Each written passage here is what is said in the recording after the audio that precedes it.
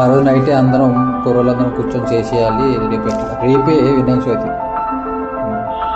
So కుర్రోళ్ళందరం కూర్చున్నాం, ఎంత night అయినా కూడా డెకరేషన్ అయిపోవాలని అందరం మాత్రం ఫిక్స్ అయ్యాం.